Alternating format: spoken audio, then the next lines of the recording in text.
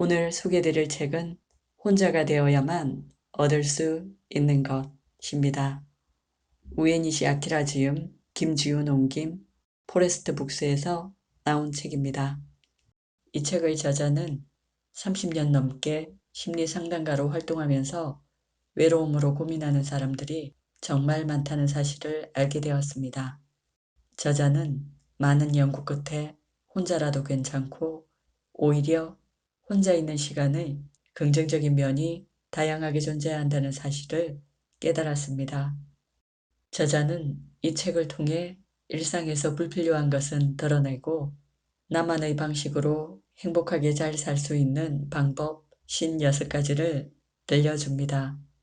그중 몇 가지를 소개해 드리겠습니다. 삶의 결정적인 순간은 혼자일 때 온다. 고독에는 행복의 씨앗이 많이 감춰져 있습니다. 우리는 고독이라는 토양에 숨은 행복의 씨앗을 찾아내 아껴주며 잘 길러야 합니다. 언젠가 그 씨앗이 훌륭한 꽃을 피우게 될 테니까요. 여기서 말하는 꽃이란 자아 실현, 즉 잠재된 자아의 본질을 실현한다는 뜻으로 자신의 꿈이나 소원을 이루는 것을 말합니다. 이처럼 정말 다양한 꽃이 고독 속에서 자라납니다. 혼자가 되는 상황을 긍정적으로 받아들이면 여태 보지 못한 기회들이 눈에 띄기 시작합니다. 사실 고독은 살아가는 데 도움이 되는 훌륭한 감정입니다. 지금 가족이나 좋은 회사 동료에게 둘러싸여 그다지 고독하지 않더라도 자기 생활 안에 혼자 있는 시간을 적극적으로 마련하는 것이 좋습니다. 이 시간은 틀림없이 인생의 다양한 혜택을 가져다 줄 겁니다. 외로움은 괴로움이 아니다. 혼자는 곧 자유다. 나는 고독하다. 나는 자유롭다. 나는 나 자신의 주인이다. 독일의 철학자 칸트가 한 말입니다. 이 말은 홀로 고독하게 있을 때 인간은 어떤 제약도 받지 않고 마치 왕처럼 자유롭게 행동할 수 있음을 뜻합니다. 확실히 사람은 혼자일 때 자유롭습니다. 혼자 있으면 신경 써야 할 사람도 그렇게 행동하면 안 돼 하고 참견하는 사람도 없습니다. 세상의 상식에 휘둘릴 일도 체면을 신경 쓸 필요도 없습니다. 고독의 특권은 진정한 자유를 준다는 데 있습니다. 그렇다면 자유가 주는 특권을 쓰지 않을 이유가 없지요. 이제부터 우리는 고독하게 혼자 있으며 충분한 자유를 누려야 합니다. 이는 인생을 행복하고 단단하게 만드는 아주 특별한 요령입니다. 흔히들 고독을 즐긴다고 말합니다. 이건 자유를 즐기라는 뜻이기도 합니다. 사람이 있는 그대로의 모습으로 자유롭게 행동할 시간을 확보하는 일은 매우 중요합니다. 이 시간은 자기 자신을 해방시키기 때문에 큰 행복을 가져다 줍니다. 우리에게 진정한 자유를 선물하는 것이 바로 혼자 있는 고독한 시간입니다. 누구나 혼자 있고 싶을 때가 있다. 심리학 용어 중에 적극적 고독이라는 말이 있습니다. 영어로는 솔리튜드라고 합니다. 이는 자기 생활 안에 혼자가 되는 시간을 적극적으로 가지라는 뜻이자 고독이 가진 긍정적 측면을 적극적으로 인식하라는 메시지가 담겨 있습니다. 고독이라고 하면 일반적으로 외롭거나 괴로운 감정이라고 인식하는 사람이 많습니다. 물론 그런 부정적 측면도 분명히 있지만 반대로 좋은 면도 많습니다. 긍정적인 측면은 다음과 같습니다. 마음이 편안해진다.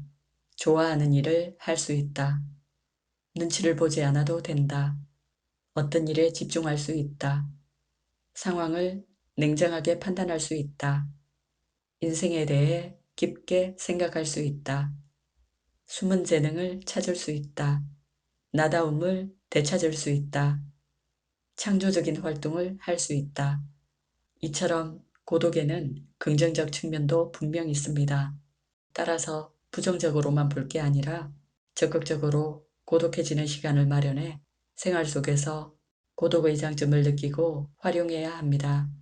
사실 주변을 둘러보면 고독한 상태를 두려워하는 사람이 많습니다.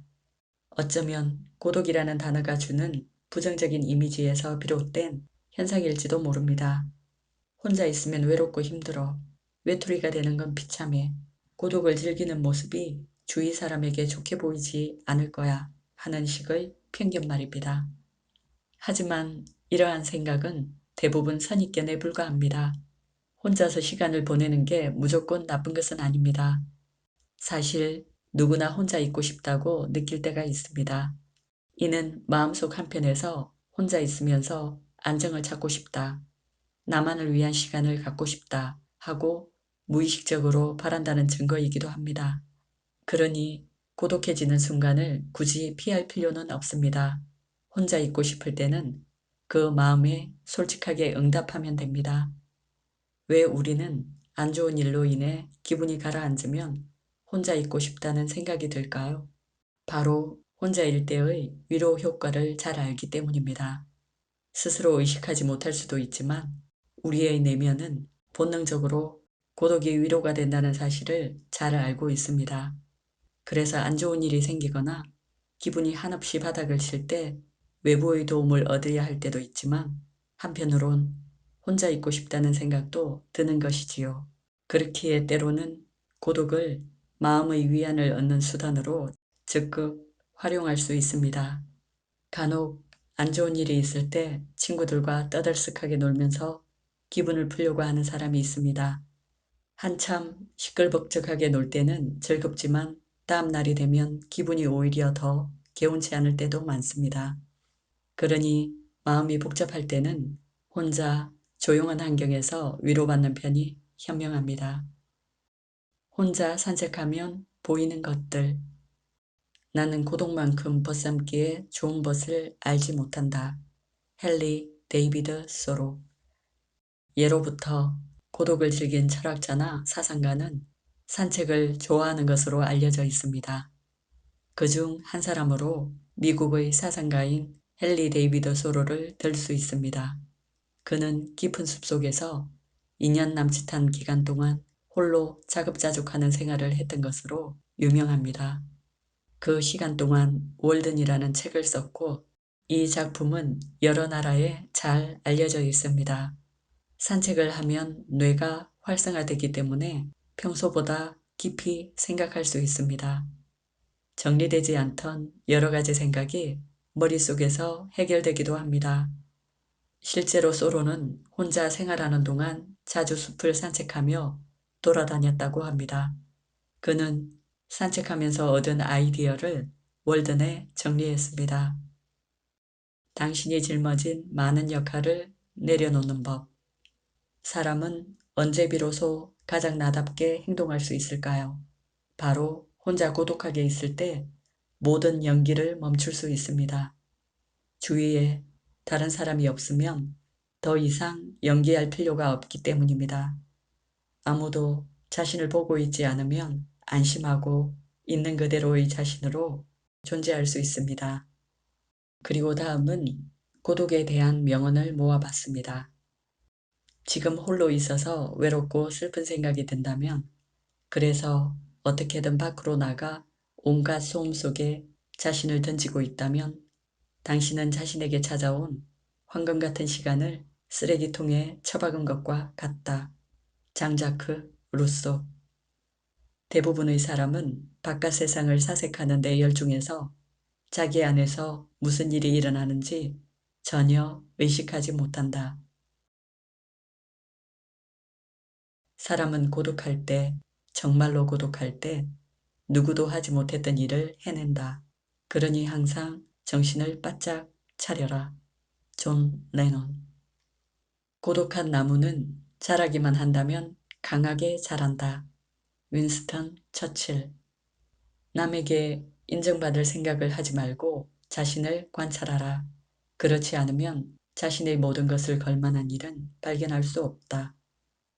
최고의 사고는 고독 안에서 이루어지고 최악의 사고는 혼란 가운데 발생한다. 고독 안으로 그 사람이 가지고 들어간 것이 성장한다. 니체. 혼자 있는 시간은 누구에게나 똑같이 주어집니다. 이를 얼마나 효율적으로 쓰는가는 우리 자신에게 달려 있습니다. 이상 소리책이었습니다. 감사합니다.